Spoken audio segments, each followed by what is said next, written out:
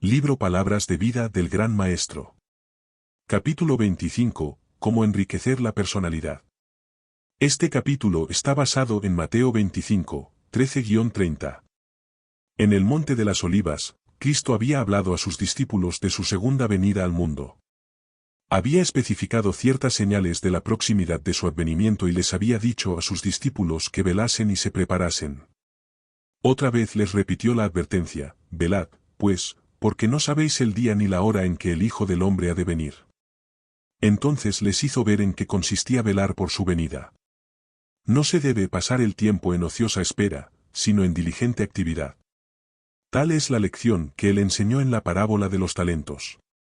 El reino de los cielos, dijo él, es como un hombre que partiéndose lejos llamó a sus siervos, y les entregó sus bienes.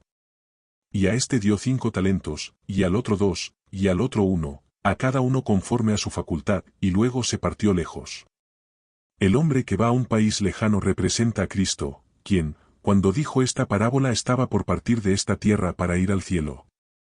Los siervos o esclavos de la parábola representan a los seguidores de Cristo. No somos nuestros.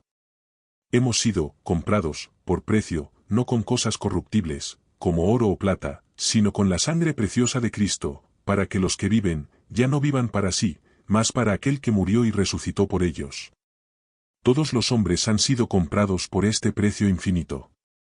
Al derramar todos los tesoros del cielo en este mundo, al darnos en Cristo todo el cielo, Dios ha comprado la voluntad, los afectos, la mente, el alma de cada ser humano. Todos los hombres pertenecen a Dios, ya sean creyentes o incrédulos. Todos son llamados a servirle, y en el día del juicio se requerirá de todos que rindan cuenta de la forma en que hayan respondido a esa demanda. Sin embargo, no todos reconocen los derechos de Dios. En la parábola se presenta como sus siervos a los que profesan haber aceptado el servicio de Cristo. Los seguidores de Cristo han sido redimidos para servir. Nuestro Señor enseña que el verdadero objeto de la vida es el ministerio. Cristo mismo fue obrero, y a todos sus seguidores les presenta la ley del servicio, el servicio a Dios y a sus semejantes. Aquí Cristo presenta al mundo un concepto más elevado acerca de la vida de lo que jamás ellos habían conocido. Mediante una vida de servicio en favor de otros, el hombre se pone en íntima relación con Cristo. La ley del servicio viene a ser el eslabón que nos une a Dios y a nuestros semejantes. Cristo confía sus bienes a sus siervos, algo que puedan usar para él. Da a cada uno su obra. Cada uno tiene su lugar en el plan eterno del cielo. Cada uno ha de trabajar en cooperación con Cristo para la salvación de las almas. Tan ciertamente como hay un lugar preparado para nosotros en las mansiones celestiales, hay un lugar designado en la tierra donde hemos de trabajar para Dios. Los dones del Espíritu Santo. Los talentos que Cristo confía a su Iglesia representan especialmente las bendiciones y los dones impartidos por el Espíritu Santo. A este es dada por el Espíritu palabra de sabiduría, a otro palabra de ciencia según el mismo Espíritu, a otro, fe por el mismo Espíritu, y a otro, dones de sanidades por el mismo Espíritu, a otro, operaciones de milagros, y a otro, profecía, y a otro, discreción de espíritus, y a otro, género de lenguas, y a otro, interpretación de lenguas. Mas todas estas cosas obra uno y el mismo Espíritu, repartiendo particularmente a cada uno como quiere. Todos los hombres no reciben los mismos dones, pero se promete algún don del Espíritu a cada siervo del Maestro. Antes de dejar a sus discípulos, Cristo sopló, y díjoles: tomad el Espíritu Santo. Otra vez dijo: he aquí, yo enviaré la promesa de mi Padre sobre vosotros. Sin embargo, este don no fue recibido en su plenitud hasta después de la ascensión. No fue recibido el derramamiento del Espíritu hasta que, mediante la fe y la oración, los discípulos se consagraron plenamente para efectuar la obra de Cristo. Entonces, en un sentido especial, los bienes del cielo fueron entregados a los seguidores de Cristo. Subiendo a lo alto, llevó cautiva la cautividad, y dio dones a los hombres. A cada uno de nosotros es dada la gracia conforme a la medida del don de Cristo, y el Espíritu reparte, particularmente a cada uno como quiere. Los dones ya son nuestros en Cristo, pero su posesión verdadera depende de nuestra recepción del Espíritu de Dios. La promesa del Espíritu no se aprecia como se debiera. Su cumplimiento no se comprende como se podría. La ausencia del Espíritu es lo que hace tan impotente el ministerio evangélico. Se puede poseer sabiduría, talentos, elocuencia, todo don natural o adquirido, pero sin la presencia del Espíritu de Dios no se conmoverá a ningún corazón ni ningún pecador será ganado para Cristo. Por el otro lado, si están relacionados con Cristo, si los dones del Espíritu son suyos, los más pobres y los más ignorantes de sus discípulos tendrán un poder que hablará a los corazones. Dios los convierte en los instrumentos que ejercen la más elevada influencia en el universo. Otros talentos. Los dones especiales del Espíritu no son los únicos talentos representados en la parábola.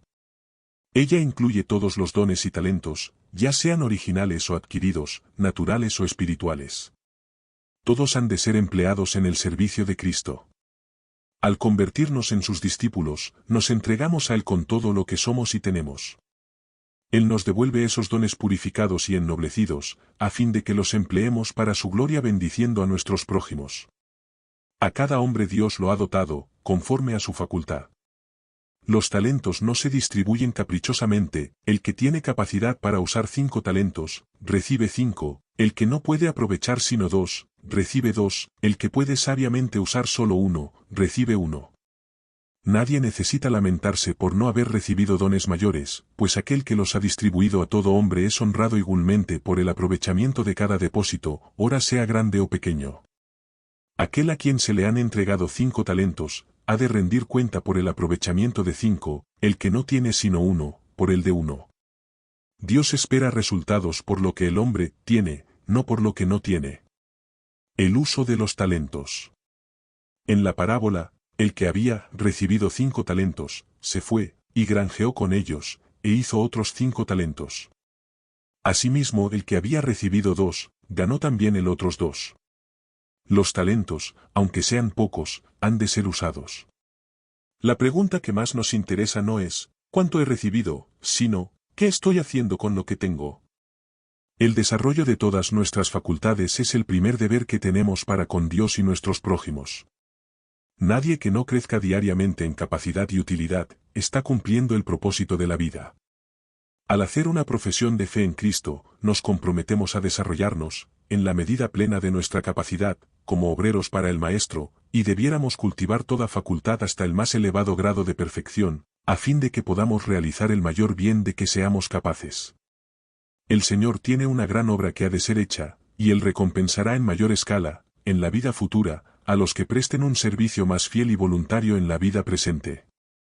El Señor escoge sus propios agentes, y cada día, bajo diferentes circunstancias, los prueba en su plan de acción. En cada esfuerzo hecho de todo corazón para realizar su plan, Él escoge a sus agentes, no porque sean perfectos, sino porque, mediante la relación con Él, pueden alcanzar la perfección. Dios aceptará únicamente a los que están determinados a ponerse un blanco elevado. Coloca a cada agente humano bajo la obligación de hacer lo mejor que puede. De todos exige perfección moral. Nunca debiéramos rebajar la norma de justicia a fin de contemporizar con malas tendencias heredadas o cultivadas.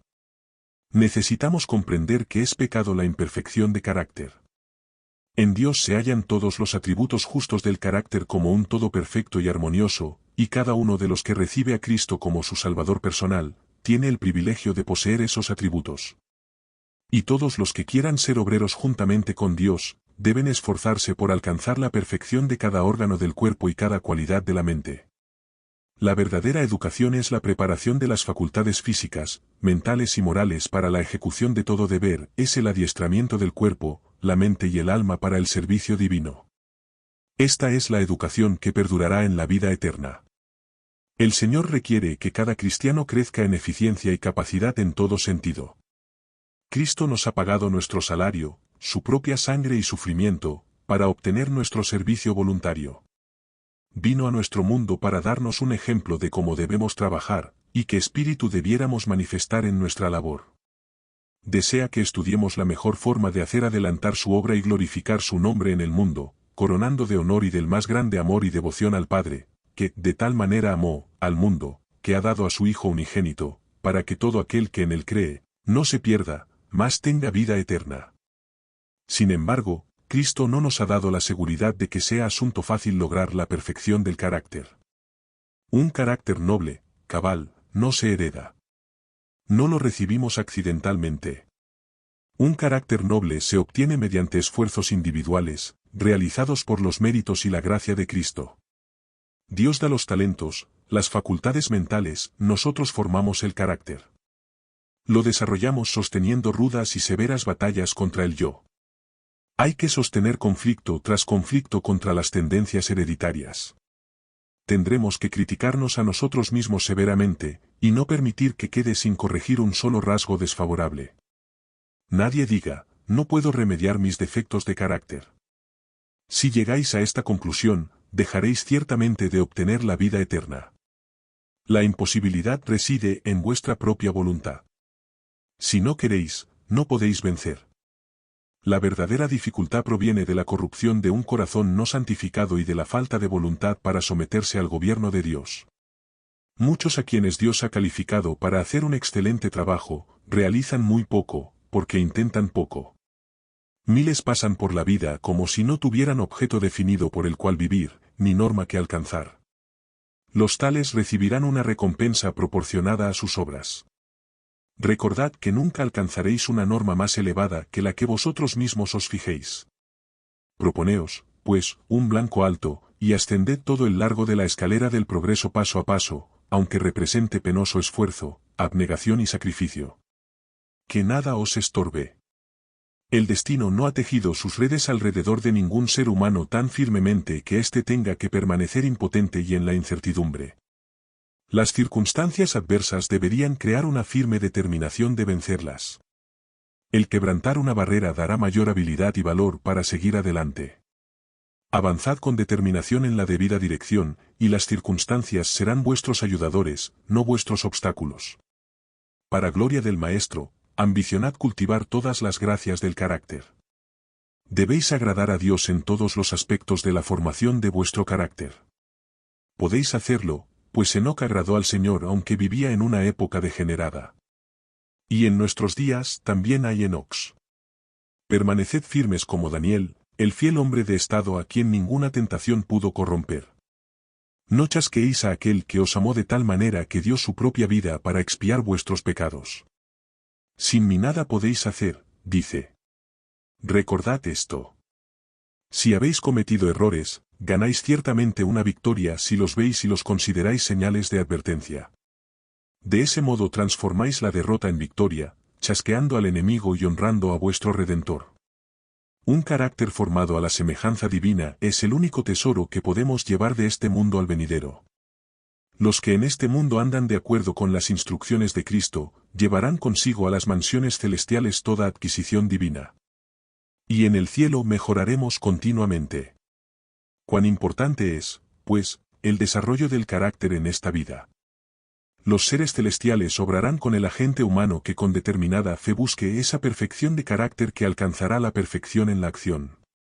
Cristo dice a cada uno de los que se ocupan en su obra, estoy a tu mano derecha para ayudarte.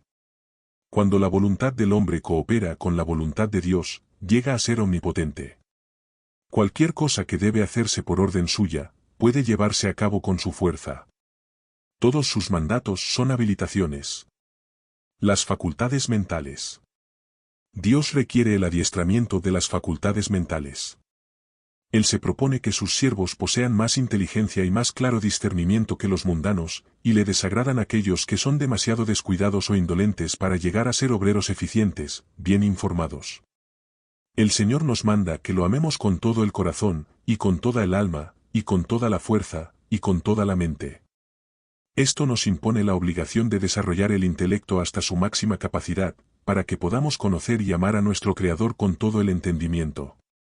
Si el intelecto es colocado bajo el dominio del Espíritu de Dios, cuanto más se lo cultiva, más eficazmente puede ser usado en el servicio de Dios. El hombre sin instrucción, que es consagrado a Dios y anhela beneficiar a otros, puede ser usado por el Señor en su servicio, y lo es. Pero los que, con el mismo espíritu de consagración, han tenido el beneficio de una educación cabal, pueden realizar una obra mucho más extensa para Cristo. Se hallan colocados en una posición ventajosa. El Señor desea que obtengamos toda la educación posible, con el objeto de impartir nuestro conocimiento a otros. Nadie puede saber dónde o cómo ha de ser llamado a trabajar o hablar en favor de Dios. Solo nuestro Padre Celestial ve lo que puede hacer de los hombres. Hay ante nosotros posibilidades que nuestra débil fe no discierne. Nuestra mente debiera ser enseñada en forma tal que, si fuere necesario, podamos presentar las verdades de la palabra de Dios ante las más altas autoridades terrenales y de un modo que glorifique su nombre. No deberíamos descuidar ni una sola oportunidad de prepararnos intelectualmente para trabajar por Dios. Pónganse a trabajar los jóvenes que necesitan una educación, con la determinación de lograrla. No esperéis una oportunidad, hacedla.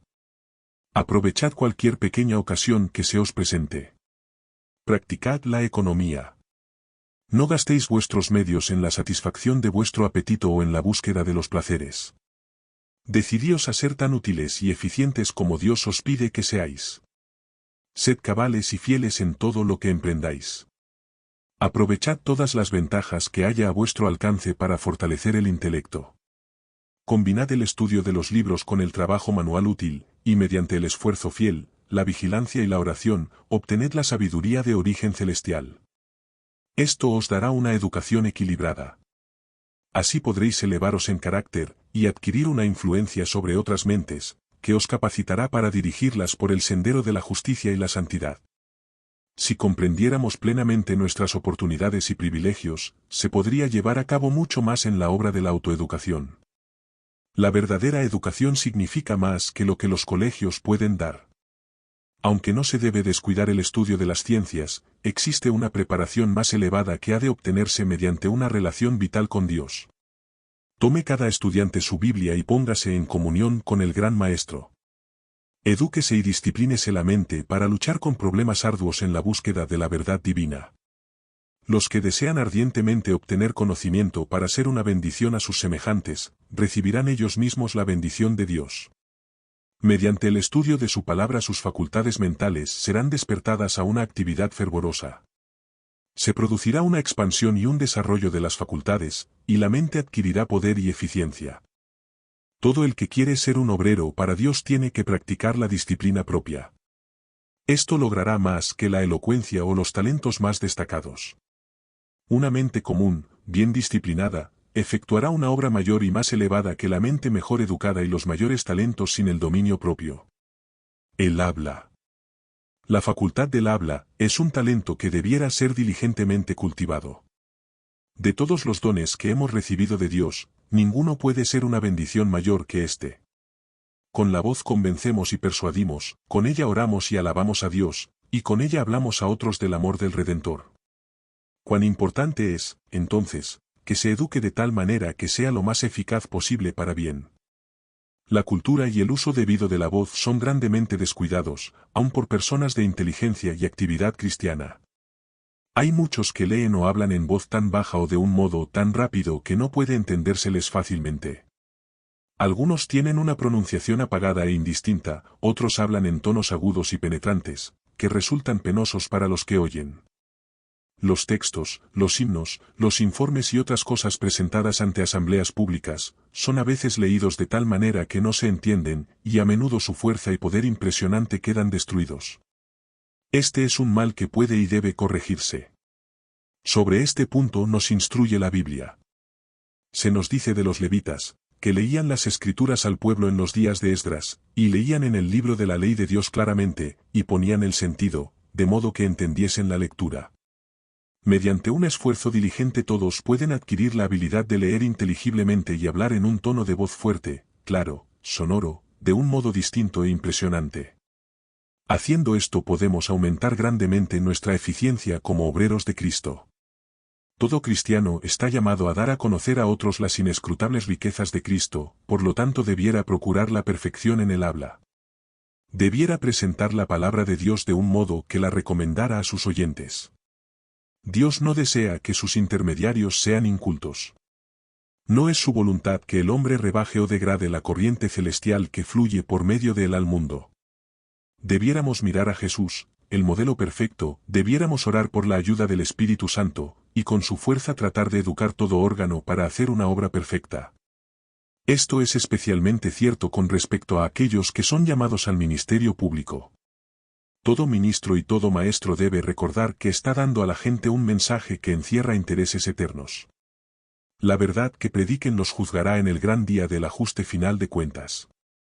Y en el caso de algunas almas, el modo en que se presente el mensaje determinará su recepción o rechazamiento. Entonces, háblese la palabra de tal manera que despierte el entendimiento e impresione el corazón. Lenta, distinta y solemnemente debiera hablarse la palabra, y con todo el fervor que su importancia requiere. La debida cultura y el uso de la facultad del habla es parte de todo ramo de servicio cristiano, entra en la vida familiar y en toda nuestra relación mutua. Hemos de acostumbrarnos a hablar en tonos agradables, a usar un lenguaje puro y correcto, y palabras bondadosas y corteses. Las palabras dulces, amables, son como el rocío y la suave lluvia para el alma. La Escritura dice de Cristo que la gracia fue derramada en sus labios, para que pudiera hablar en sazón palabra al cansado. Y el Señor nos insta, sea vuestra palabra siempre con gracia, para que dé gracia a los oyentes. Al tratar de corregir o reformar a otros, debiéramos cuidar nuestras palabras. Ellas serán un sabor de vida o de muerte para muerte. Al dar reprensiones o consejos, muchos se permiten un lenguaje mordaz y severo, palabras no apropiadas para sanar el alma herida. Por estas expresiones imprudentes se crea un espíritu receloso, y a menudo los que yerran son incitados a la rebelión. Todos los que defienden los principios de verdad necesitan recibir el celestial aceite del amor. En toda circunstancia la reprensión debe ser hecha con amor. Entonces nuestras palabras reformarán, sin exasperar.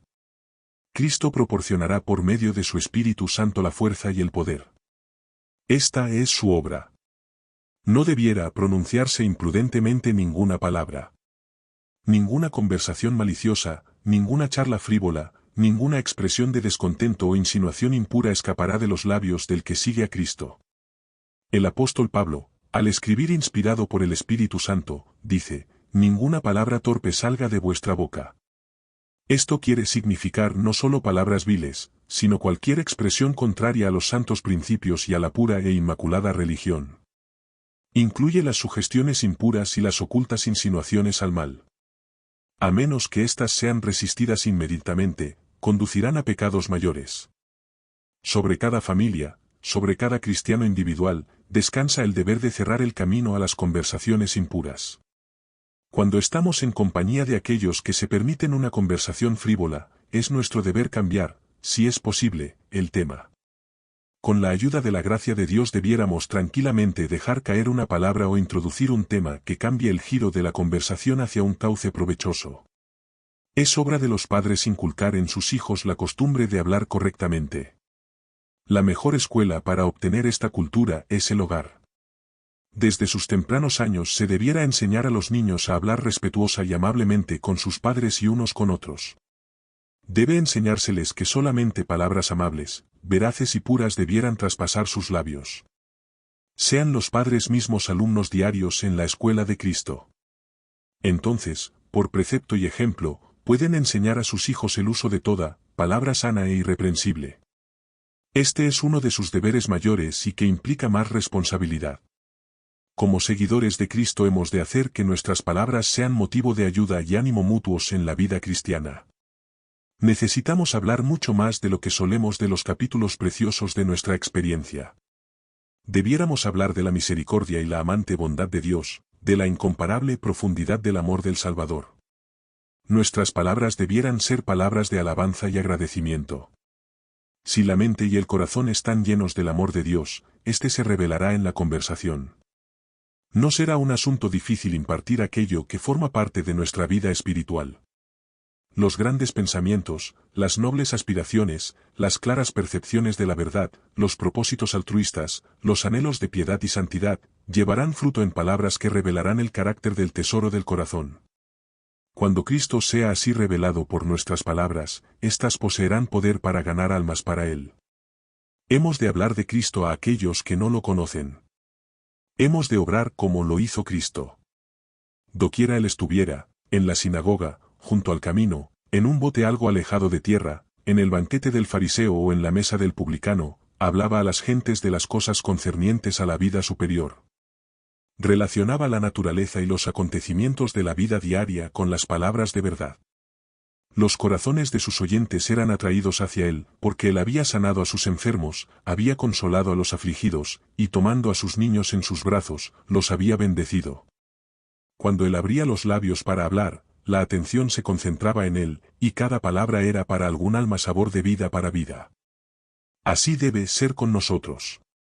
Doquiera estemos, hemos de procurar aprovechar las oportunidades que se nos presenten para hablar a otros del Salvador.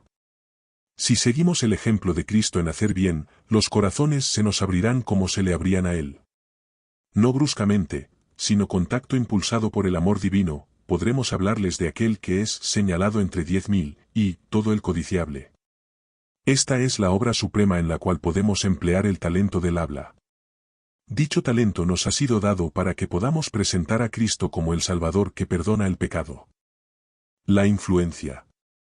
La vida de Cristo era de una influencia siempre creciente, sin límites, una influencia que lo ligaba a Dios y a toda la familia humana. Por medio de Cristo, Dios ha investido al hombre de una influencia que le hace imposible vivir para sí. Estamos individualmente vinculados con nuestros semejantes, somos una parte del gran todo de Dios y nos hallamos bajo obligaciones mutuas. Ningún hombre puede ser independiente de sus prójimos, pues el bienestar de cada uno afecta a los demás. Es el propósito de Dios que cada uno se sienta necesario para el bienestar de los otros y trate de promover su felicidad. Cada alma está rodeada de una atmósfera propia, de una atmósfera que puede estar cargada del poder vivificante de la fe, el valor y la esperanza, y endulzada por la fragancia del amor. O puede ser pesada y fría por la bruma del descontento y el egoísmo, o estar envenenada por la contaminación fatal de un pecado acariciado. Toda persona con la cual nos relacionamos queda, consciente o inconscientemente, afectada por la atmósfera que nos rodea. Es esta una responsabilidad de la que no nos podemos librar. Nuestras palabras, nuestros actos, nuestro vestido, nuestra conducta, hasta la expresión de nuestro rostro, tienen influencia. De la impresión así hecha dependen resultados para bien o para mal, que ningún hombre puede medir. Cada impulso impartido de ese modo es una semilla sembrada que producirá su cosecha. Es un eslabón de la larga cadena de los acontecimientos humanos, que se extiende hasta no sabemos dónde. Si por nuestro ejemplo ayudamos a otros a desarrollar buenos principios, les damos poder para hacer el bien. Ellos a su vez ejercen la misma influencia sobre otros, y estos sobre otros más. De este modo, miles pueden ser bendecidos por nuestra influencia inconsciente. Arrojad una piedrecita al lago, y se formará una onda, y otra, y a medida que crecen estas, el círculo se agranda hasta que llega a la costa misma. Lo mismo ocurre con nuestra influencia. Más allá del alcance de nuestro conocimiento o dominio, obra en otros como una bendición o una maldición. El carácter es poder. El testimonio silencioso de una vida sincera, abnegada y piadosa, tiene una influencia casi irresistible. Al revelar en nuestra propia vida el carácter de Cristo, cooperamos con Él en la obra de salvar almas. Solamente revelando en nuestra vida su carácter, podemos cooperar con Él. Y cuanto más amplia es la esfera de nuestra influencia, mayor bien podemos hacer. Cuando los que profesan servir a Dios sigan el ejemplo de Cristo practicando los principios de la ley en su vida diaria, cuando cada acto de testimonio de que aman a Dios más que todas las cosas y a su prójimo como a sí mismos, entonces la Iglesia tendrá poder para conmover al mundo. Pero nunca ha de olvidarse que la influencia no ejerce menos poder para el mal. Perder la propia alma es algo terrible, pero ser la causa de la pérdida de otras almas es más terrible aún. Resulta terrible pensar que nuestra influencia pueda ser un sabor de muerte para muerte, no obstante es posible. Muchos de los que profesan recoger con Cristo están alejando a otros de Él. Por esto la Iglesia es tan débil. Muchos se permiten criticar y acusar a otros libremente. Al dar expresión a las suspicacias, los celos y el descontento, se convierten en instrumentos de Satanás. Antes de que se den cuenta de lo que están haciendo, el adversario ha logrado por medio de ellos su propósito. La impresión del mal ha sido hecha, la sombra ha sido arrojada, las flechas de Satanás han dado en el blanco.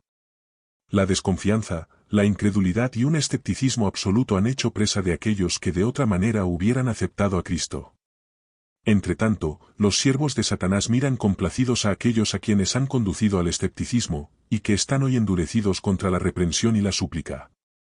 Se jactan de que en comparación con esas almas ellos son virtuosos y justos.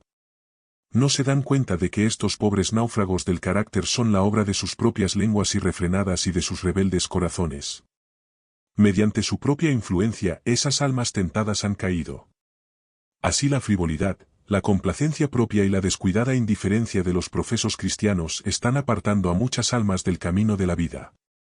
Son muchos los que temerán encontrarse ante el tribunal de Dios con los resultados de su influencia.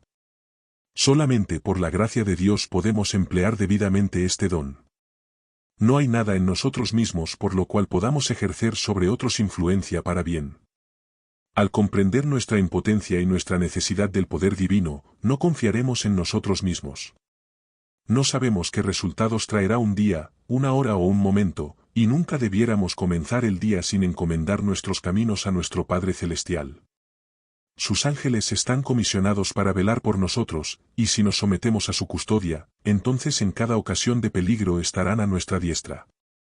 Cuando inconscientemente estamos en peligro de ejercer una mala influencia, los ángeles estarán a nuestro lado, induciéndonos a un mejor proceder, escogiendo las palabras por nosotros, e influyendo en nuestras acciones. En esta forma, nuestra influencia puede llegar a ser un gran poder, aunque silencioso e inconsciente, para llevar a otros a Cristo y al mundo celestial. El tiempo. Nuestro tiempo pertenece a Dios. Cada momento es suyo, y nos hallamos bajo la más solemne obligación de aprovecharlo para su gloria. De ningún otro talento que Él nos haya dado requerirá más estricta cuenta que de nuestro tiempo. El valor del tiempo sobrepuja todo cómputo. Cristo consideraba precioso todo momento, y así es como hemos de considerarlo nosotros. La vida es demasiado corta para que se la disipe. No tenemos sino unos pocos días de gracia en los cuales prepararnos para la eternidad.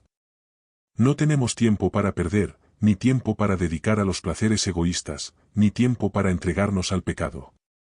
Es ahora cuando hemos de formar caracteres para la vida futura e inmortal. Es ahora cuando hemos de prepararnos para el juicio investigador. Apenas los miembros de la familia humana han empezado a vivir, cuando comienzan a morir, y la labor incesante del mundo termina en la nada a menos que se obtenga un verdadero conocimiento respecto a la vida eterna. El hombre que aprecia el tiempo como su día de trabajo, se preparará para una mansión y una vida inmortales. Vale la pena que él haya nacido. Se nos amonesta a redimir el tiempo. Pero el tiempo desperdiciado no puede recuperarse jamás. No podemos hacer retroceder ni un solo momento. La única manera en la cual podemos redimir nuestro tiempo es aprovechando lo más posible el que nos queda, colaborando con Dios en su gran plan de redención. En aquel que hace esto se efectúa una transformación del carácter. Llega a ser hijo de Dios, miembro de la familia real, hijo del Rey Celestial. Está capacitado para ser compañero de los ángeles. Ahora es nuestro tiempo de trabajar por la salvación de nuestros semejantes.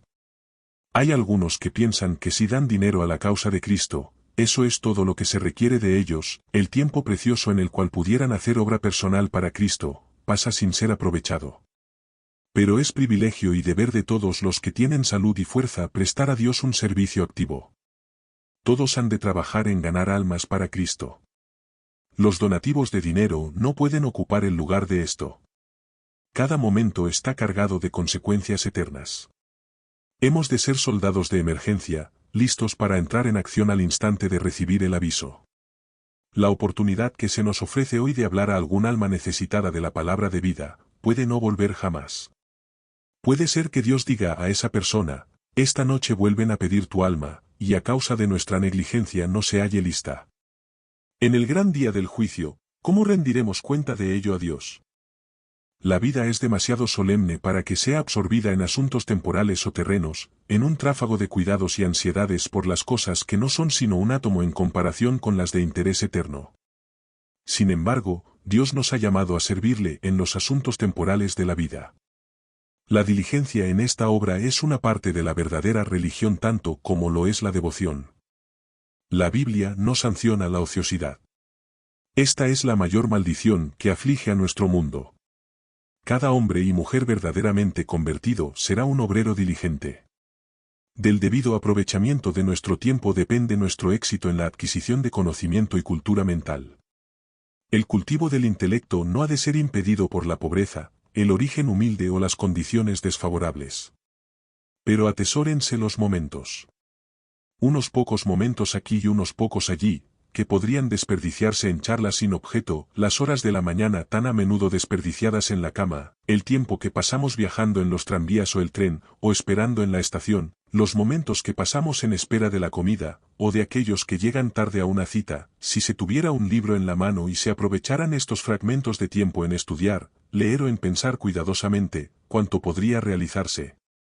Un propósito resuelto, un trabajo persistente y la cuidadosa economía del tiempo capacitarán a los hombres para adquirir los conocimientos y la disciplina mental que los calificarán para casi cualquier posición de influencia y utilidad. Es deber de todo cristiano adquirir hábitos de orden, minuciosidad y prontitud. No hay excusa para hacer lenta y chapuceramente el trabajo, cualquiera sea su clase. Cuando uno está siempre en el trabajo, y el trabajo nunca está hecho, es porque no se ponen en la mente y el corazón. La persona lenta y que trabaja con desventajas, debiera darse cuenta de que esas son faltas que deben corregirse. Necesita ejercitar su mente haciendo planes referentes a cómo usar el tiempo para alcanzar los mejores resultados. Con tacto y método, algunos realizarán tanto trabajo en 5 horas como otros en 10. Algunos que se ocupan en las tareas domésticas están siempre trabajando, no porque tengan tanto que hacer, sino porque no hacen planes para ahorrar tiempo.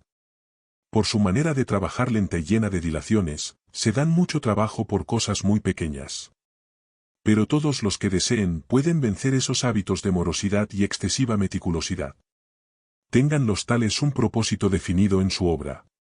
Decidan cuánto tiempo se requiere para hacer una tarea determinada, y entonces dedíquese todo esfuerzo a terminar el trabajo en ese tiempo. El ejercicio de la voluntad hará más diestras las manos. Por falta de una determinación de echar mano de sí mismos y reformarse, las personas pueden volverse estereotipadas en cierto curso equivocado de acción, o mediante el cultivo de sus facultades pueden adquirir capacidad para realizar el mejor servicio. Entonces sus servicios serán solicitados en todas partes. Serán apreciados en todo lo que valen. Muchos niños y jóvenes desperdician el tiempo que podrían haber empleado en ayudar a llevar las cargas del hogar, mostrando así un interés amante en su padre y su madre. La juventud podría llevar sobre sus jóvenes y fuertes hombros muchas responsabilidades que alguien tiene que llevar. La vida de Cristo, desde sus más tempranos años, fue una vida de fervorosa actividad. Él no vivió para agradarse a sí mismo. Era el Hijo del Dios infinito, no obstante, trabajó en el oficio de carpintero con su padre José. Su oficio fue significativo. Había venido al mundo como edificador del carácter, y como tal toda su obra fue perfecta. Toda su labor material se distinguió por la misma perfección que transmitía a los caracteres que estaba transformando por su poder divino. Él es nuestro modelo. Los padres debieran enseñar a sus hijos el valor y el debido uso del tiempo. Enséñeseles que vale la pena luchar para hacer algo que honre a Dios y beneficie a la humanidad. Aun en sus tempranos años pueden ser misioneros para Dios. Los padres no pueden cometer un pecado mayor que el de permitir que sus hijos no tengan nada que hacer. Los niños pronto aprenden a amar la ociosidad, y llegan a ser hombres y mujeres negligentes e inútiles. Cuando tienen la edad suficiente para ganarse la vida y hallar empleo, trabajan de una manera perezosa, esperando sin embargo que se les pague tanto como si hubieran sido fieles. Existe una diferencia enorme entre esta clase de obreros y aquellos que se dan cuenta de que deben ser fieles mayordomos. Los hábitos de indolencia y descuido consentidos en el trabajo común, serán llevados a la vida religiosa, e incapacitarán a uno para prestar cualquier servicio eficiente a Dios. Muchos que, mediante una labor diligente podrían haber sido una bendición para el mundo, se han visto arruinados por causa de la ociosidad. La falta de empleo y de un propósito determinado abren la puerta a 1.000.000 de tentaciones. Las malas compañías y los hábitos viciosos depravan la mente y el alma, y el resultado es la ruina para esta vida y la venidera. Cualquiera que sea el ramo de trabajo en el cual nos ocupemos, la palabra de Dios nos enseña a ser en el cuidado no perezosos, ardientes en espíritu, sirviendo al Señor. todo lo que te viniere a la mano para hacer, hazlo según tus fuerzas, sabiendo que del Señor recibiréis la compensación de la herencia, porque al Señor Cristo servís. La salud. La salud es una bendición cuyo valor pocos aprecian, no obstante, de ella depende mayormente la eficiencia de nuestras facultades mentales y físicas. Nuestros impulsos y pasiones tienen su asiento en el cuerpo, y éste debe conservarse en la mejor condición física, y bajo las influencias más espirituales, a fin de que pueda darse el mejor uso a nuestros talentos. Cualquier cosa que disminuya la fuerza física, debilita la mente y la vuelve menos capaz de discernir entre lo bueno y lo malo. Nos volvemos menos capaces de escoger lo bueno, y tenemos menos fuerza de voluntad para hacer lo que sabemos que es recto. El uso indebido de nuestras facultades físicas acorta el periodo de tiempo en el cual nuestras vidas pueden ser usadas para la gloria de Dios. Y ello nos incapacita para realizar la obra que Dios nos ha dado para hacer. Al permitirnos formar malos hábitos, acostándonos a horas avanzadas, complaciendo el apetito a expensas de la salud, colocamos los cimientos de nuestra debilidad.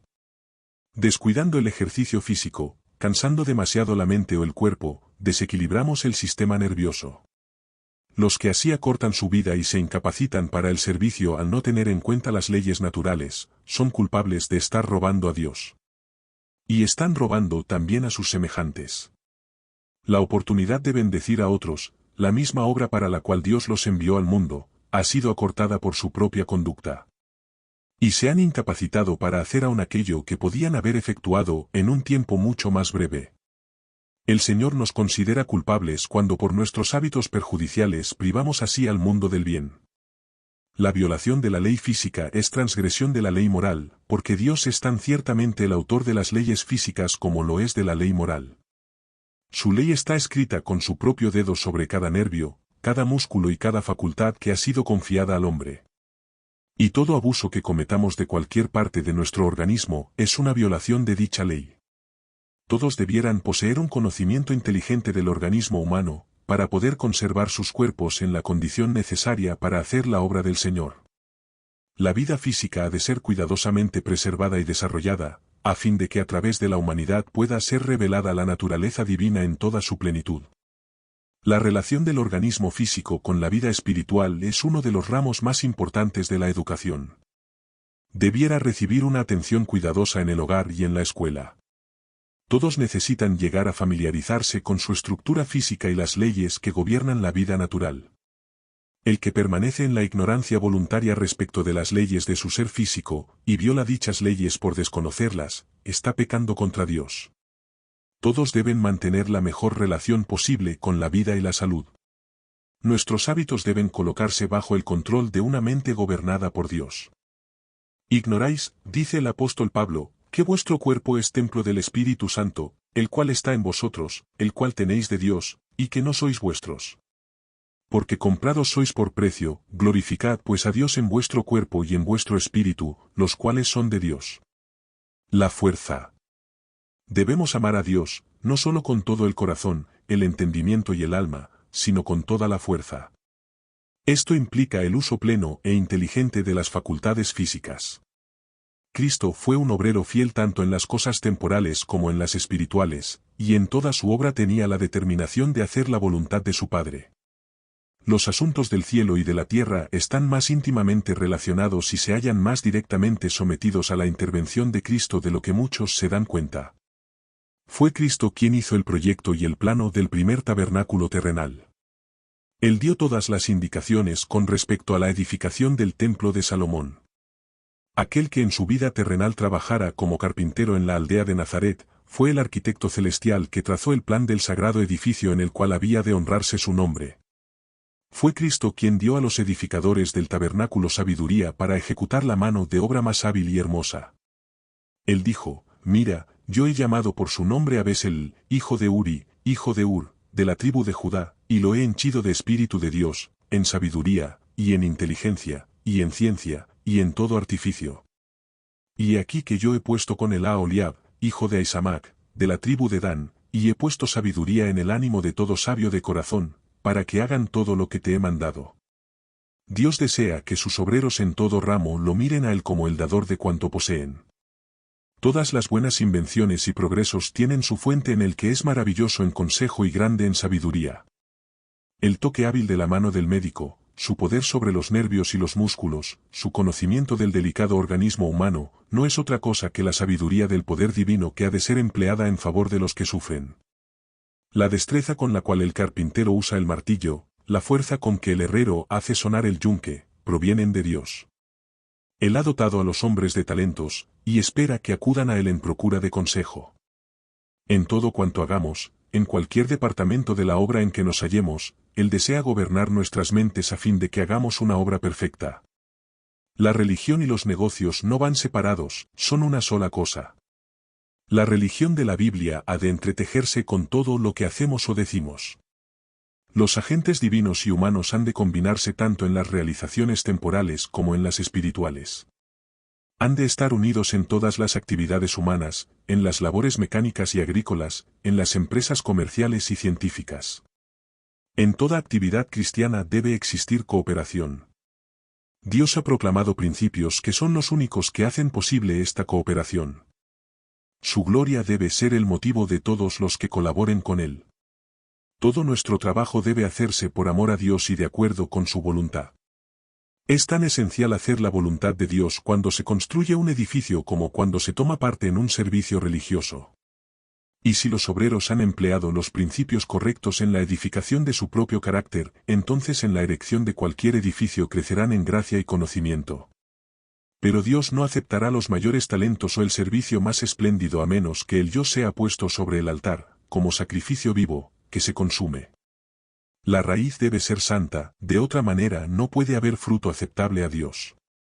El Señor hizo de Daniel y de José mayordomos perspicaces.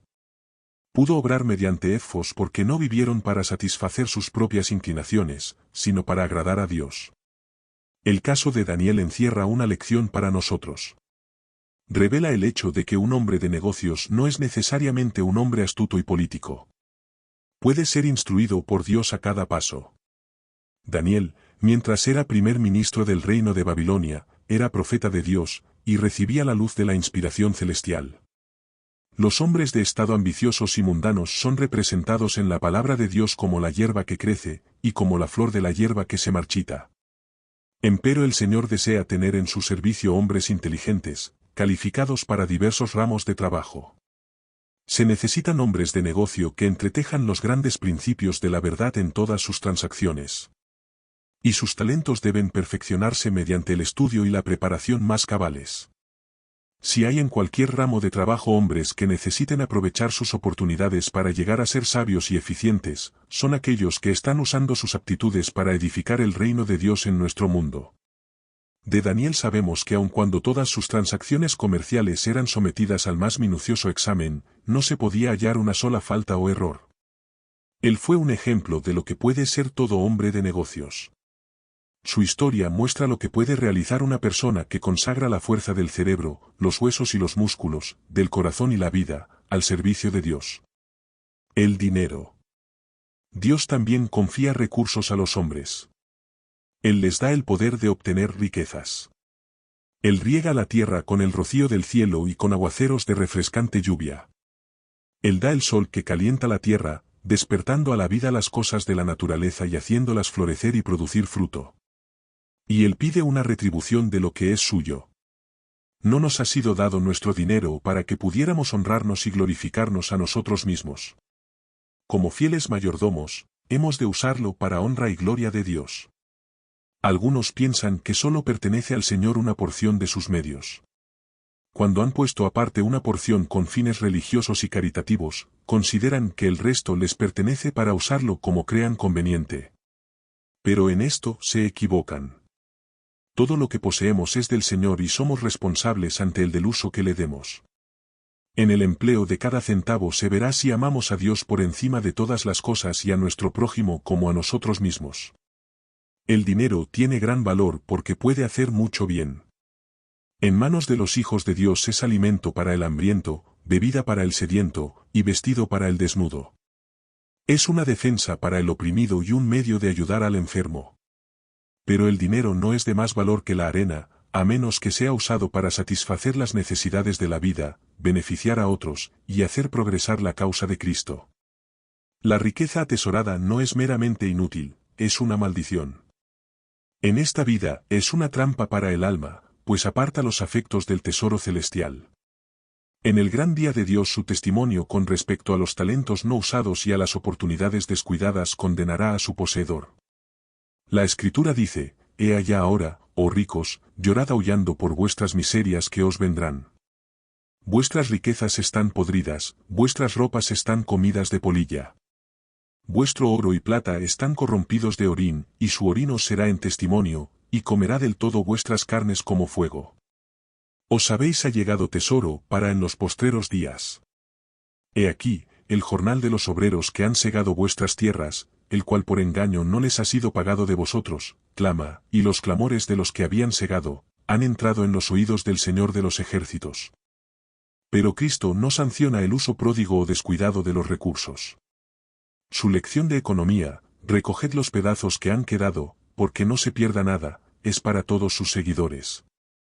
El que se da cuenta de que su dinero es un talento que proviene de Dios, lo usará económicamente, y sentirá que es su deber ahorrar, para poder dar. Cuanto más dinero empleemos en la ostentación y la complacencia propia, menos tendremos para alimentar al hambriento y vestir al desnudo. Todo centavo usado innecesariamente, priva al que lo gasta de una preciosa oportunidad de hacer bien. Este proceder roba a Dios la honra y la gloria que debe tributársele mediante el aprovechamiento de los talentos que Él ha confiado. Los impulsos y sentimientos bondadosos. Los sentimientos bondadosos, los impulsos generosos y la rápida comprensión de las cosas espirituales son talentos preciosos, y colocan a su poseedor bajo una pesada responsabilidad. Todos han de ser usados en el servicio de Dios. Pero aquí es donde muchos yerran. Satisfechos con la posesión de esas cualidades, dejan de usarlas en un servicio activo por otros. Se lisonjean de que si tuvieran la oportunidad, si las circunstancias fueran favorables, harían una buena y grandiosa obra. Pero están esperando la oportunidad. Desprecian la mezquindad del pobre tacaño que da de mala gana una pitanza al necesitado. Ven que está viviendo para sí, y que es responsable del mal uso de sus talentos.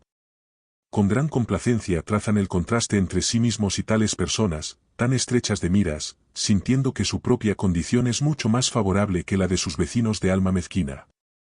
Pero se engañan a sí mismos. La mera posesión de cualidades que no se utilizan, tan solo aumenta su responsabilidad. Aquellos que poseen grandes cualidades afectivas tienen ante Dios la obligación de prodigarlas no solamente a sus amigos, sino a todos los que necesitan ayuda. Las ventajas sociales son talentos, y hay que usarlas para beneficio de todos los que están al alcance de nuestra influencia. El amor que prodiga sus bondades solo a unos pocos, no es amor, es egoísmo. De ninguna manera obrará para el bien de las almas o la gloria de Dios. Los que así dejan de aprovechar los talentos de su Señor, son aún más culpables que aquellos por quienes ellos sienten tal menosprecio. A los tales les dirá, sabíais la voluntad de vuestro Señor, pero no la hicisteis. Los talentos son multiplicados por el uso. Los talentos que se usan son talentos que se multiplican. El éxito no es el resultado de la casualidad o del destino, es la operación de la providencia de Dios, la recompensa de la fe y la discreción, de la virtud y el esfuerzo perseverante. El Señor desea que usemos cada don que poseemos, y si lo hacemos, tendremos mayores dones para usar. Él no nos capacita de una manera sobrenatural con las cualidades de que carecemos, pero mientras usamos lo que tenemos, Él obrará con nosotros para aumentar y fortalecer toda facultad.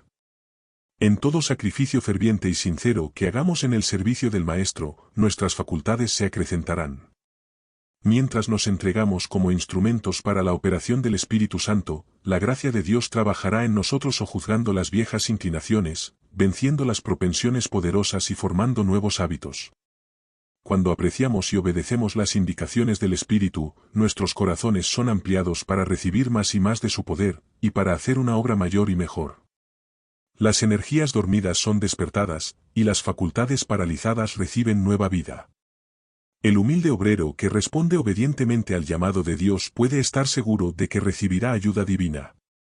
El aceptar una responsabilidad tan grande y santa resulta elevador para el carácter. Pone en acción las facultades mentales y espirituales más elevadas y fortalece y purifica la mente y el corazón. Mediante la fe en el poder de Dios, es admirable cuán fuerte puede llegar a ser un hombre débil, cuán decididos sus esfuerzos, cuán prolífico en grandes resultados. El que empieza con poco conocimiento, de una manera humilde, y dice lo que sabe, mientras busca diligentemente un conocimiento mayor, hallará todo el tesoro celestial que espera su demanda. Cuanto más trate de impartir luz, más luz recibirá. Cuanto más procure uno explicar la palabra de Dios a otros, con amor por las almas, más clara se le presentará esta. Cuanto más usemos nuestro conocimiento y ejercitemos nuestras facultades, más conocimiento y poder tendremos. Todo esfuerzo hecho por Cristo repercutirá en bendición sobre nosotros mismos. Si empleamos nuestros recursos para su gloria, Él nos dará más. Al procurar ganar a otros para Cristo, llevando la preocupación por las almas en nuestras oraciones, nuestros propios corazones palpitarán bajo la vivificante influencia de la gracia de Dios, nuestros propios afectos resplandecerán con más divino fervor, nuestra vida cristiana toda será más real, más ferviente, más llena de oración. El valor del hombre se estima en el cielo de acuerdo con la capacidad que el corazón tiene de conocer a Dios. Este conocimiento es la fuente de la cual fluye todo poder. Dios creó al hombre de manera que toda facultad pudiera ser la facultad de la mente divina, y está siempre tratando de asociar la mente humana con la divina.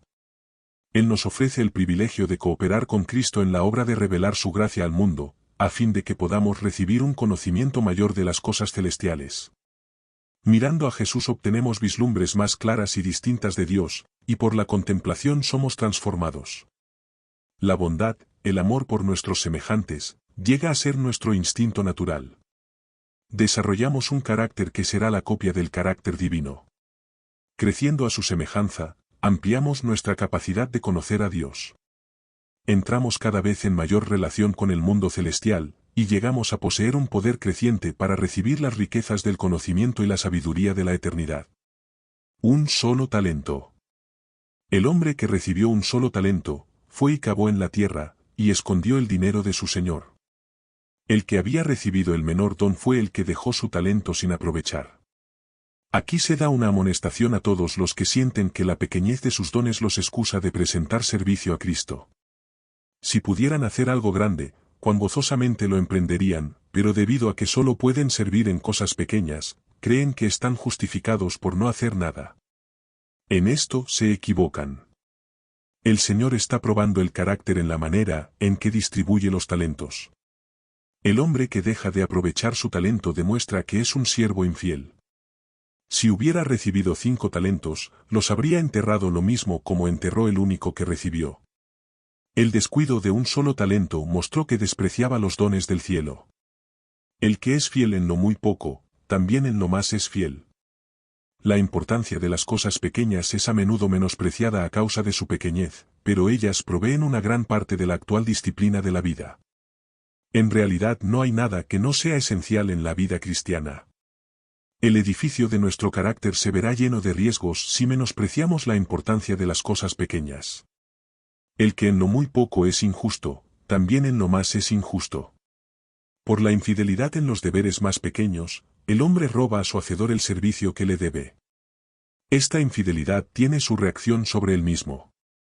No obtiene la gracia, el poder y la fortaleza de carácter que pueden alcanzarse mediante una entrega sin reservas a Dios. Al vivir apartado de Cristo está sujeto a las tentaciones de Satanás, y comete equivocaciones en su obra por el Maestro. Por causa de que no es guiado por los debidos principios en las cosas pequeñas, deja de obedecer a Dios en los asuntos de mayor importancia que él considera como su obra especial. Los defectos acariciados al tratar con los detalles menores de la vida, pasan a los asuntos más importantes. Actúa según los principios a los cuales se ha acostumbrado. Así las acciones repetidas forman los hábitos forman el carácter, y por el carácter se decide nuestro destino para el tiempo y la eternidad. Únicamente merced a la fidelidad en las cosas pequeñas puede el alma prepararse para actuar con fidelidad en las responsabilidades mayores. Dios puso a Daniel y a sus compañeros en relación con los grandes hombres de Babilonia, a fin de que estos paganos pudieran llegar a familiarizarse con los principios de la verdadera religión. En medio de una nación de idólatras, Daniel había de representar el carácter de Dios. ¿Cómo llegó él a estar preparado para un puesto de tanta confianza y honor? Fue su fidelidad en las cosas pequeñas lo que le dio carácter a su vida entera. Él honraba a Dios en los deberes más pequeños, y el Señor cooperaba con él. Dios dio a Daniel y a sus compañeros conocimiento e inteligencia en todas letras y ciencia, mas Daniel tuvo entendimiento en toda visión y sueños. Así como Dios llamó a Daniel para que le fuera testigo en Babilonia, Él nos llama a nosotros para que le seamos testigos en el mundo hoy día. Tanto en los pequeños como en los más grandes asuntos de la vida Él desea revelar a los hombres los principios de su reino. Durante su vida en la tierra, Cristo enseñó la lección de la atención cuidadosa que debe dispensarse a las cosas pequeñas. La gran obra de la redención pesaba continuamente sobre su alma. Mientras enseñaba y sanaba, todas las energías de su mente y su cuerpo eran esforzadas hasta el límite, no obstante notaba las cosas más sencillas de la vida y la naturaleza. Sus lecciones más instructivas fueron aquellas en las cuales, mediante las cosas sencillas de la naturaleza, ilustró las grandes verdades del reino de Dios. No pasó por alto las necesidades del más humilde de sus siervos. Su oído oía cada clamor de necesidad. Estaba atento al toque de la mujer enferma aun en medio de la multitud, el más leve toque de fe obtuvo respuesta. Cuando resucitó de la muerte a la hija de Jairo, recordó a los padres que debían darle algo de comer.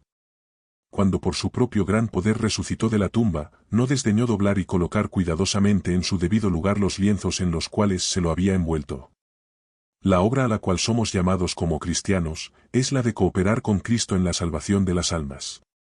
Para hacer esta obra hemos hecho pacto con Él. Descuidar la obra es ser desleales a Cristo.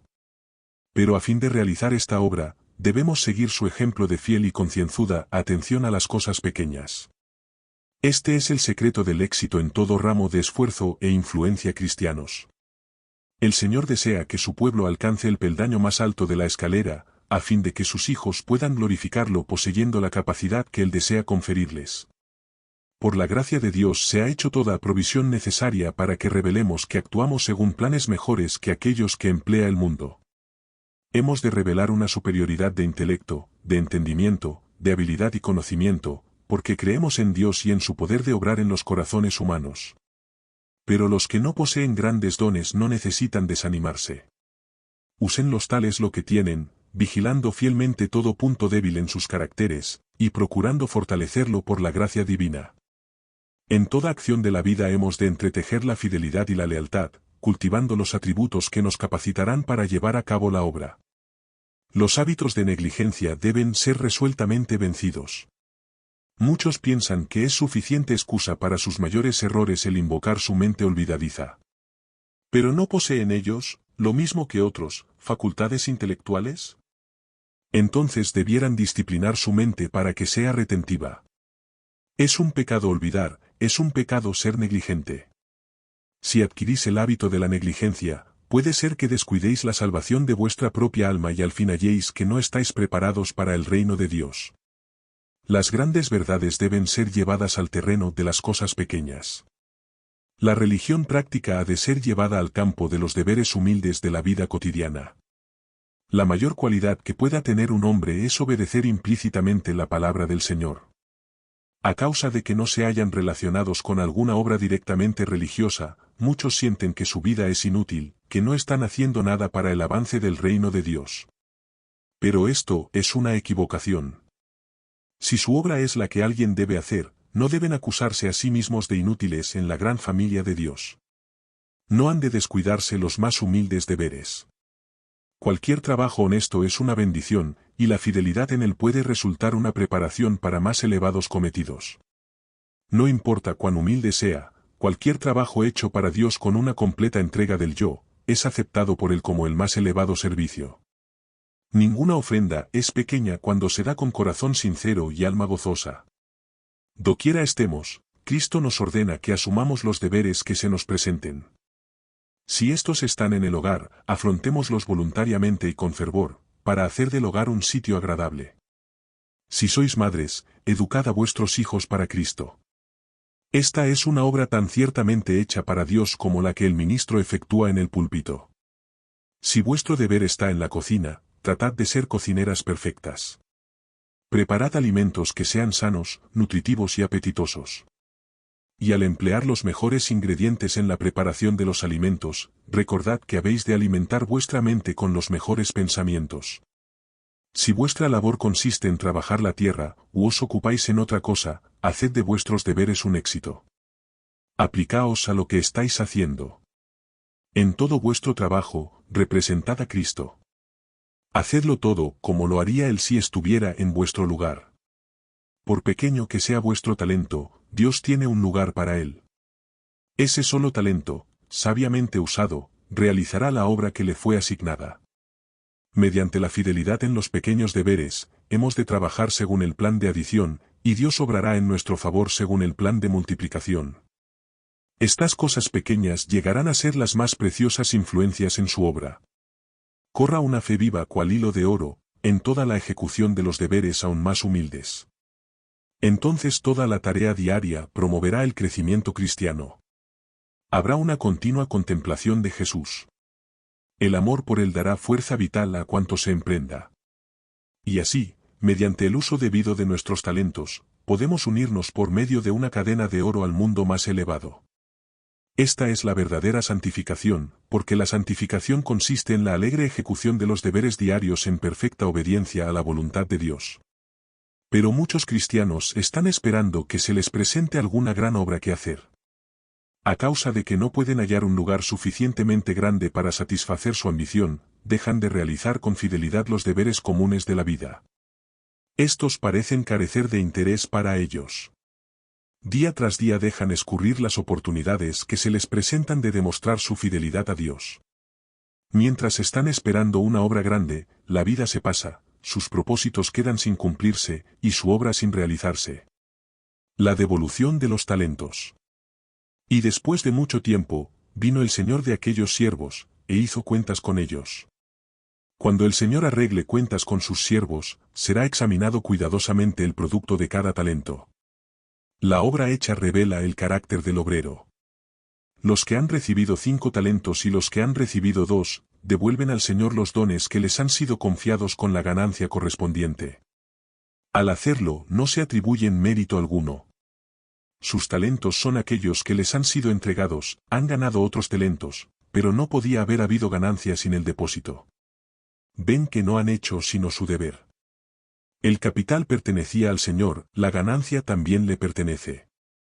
Si el Salvador no les hubiera conferido su amor y su gracia, hubieran fracasado para la eternidad.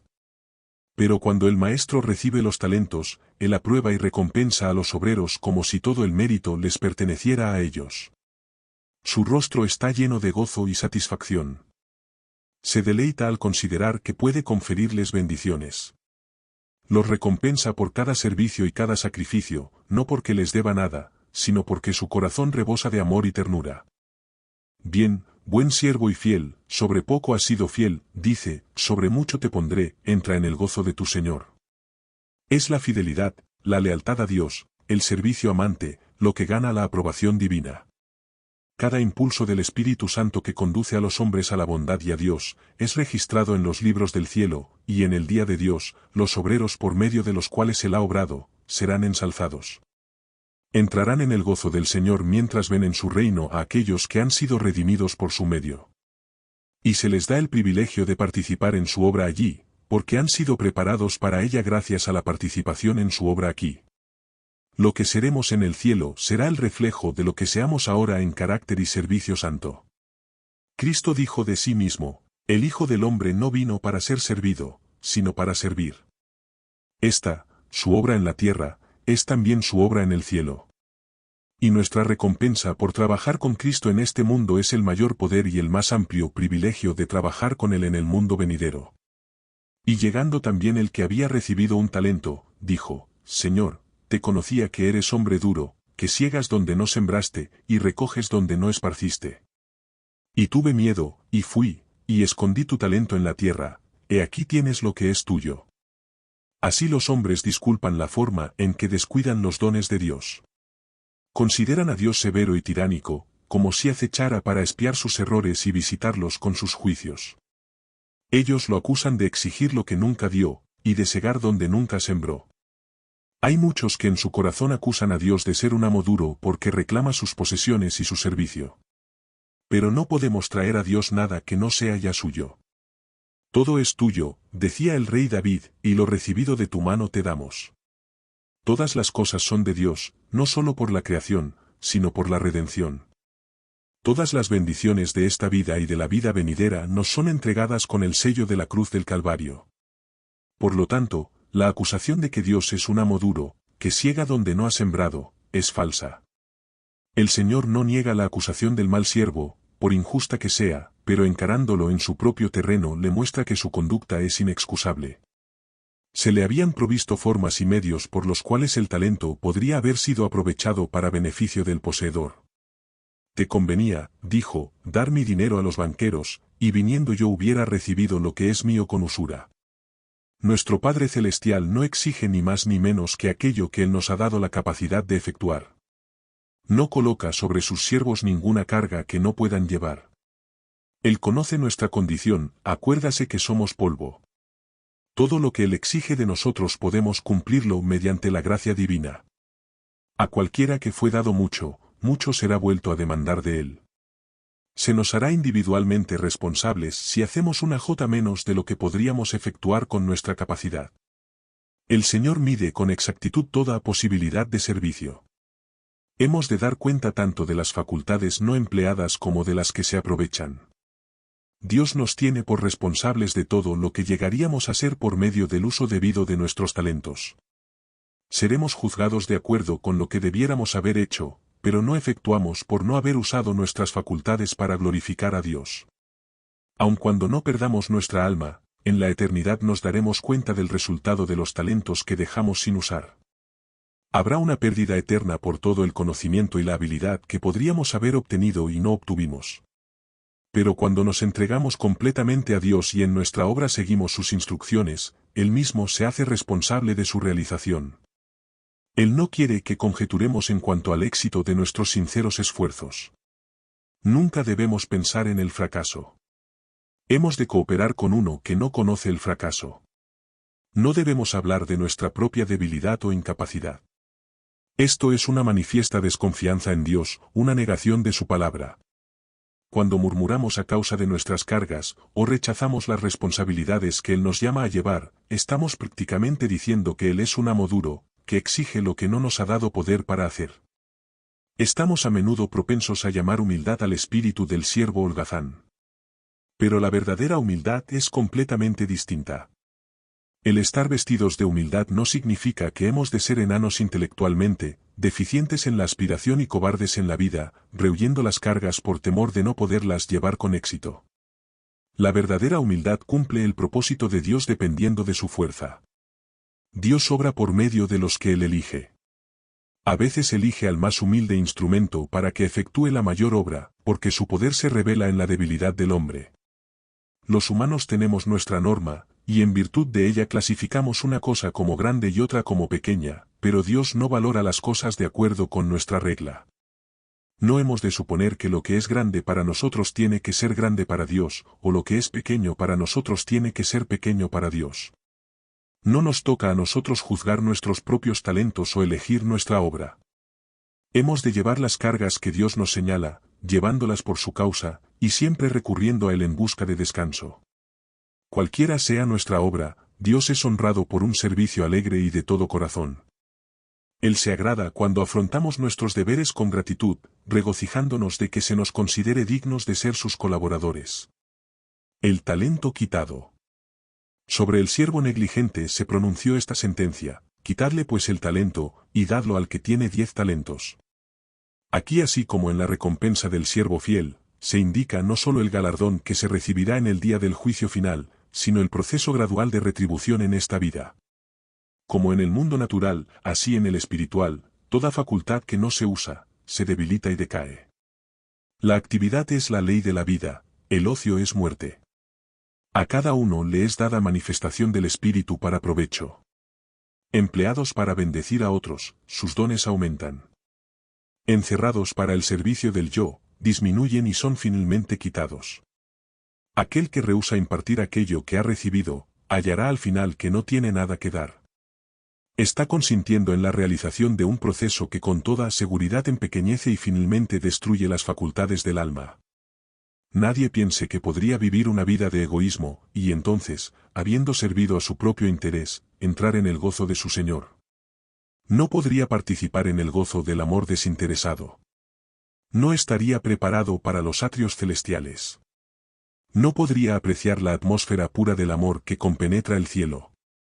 Las voces de los ángeles y la música de sus arpas no lo satisfarían.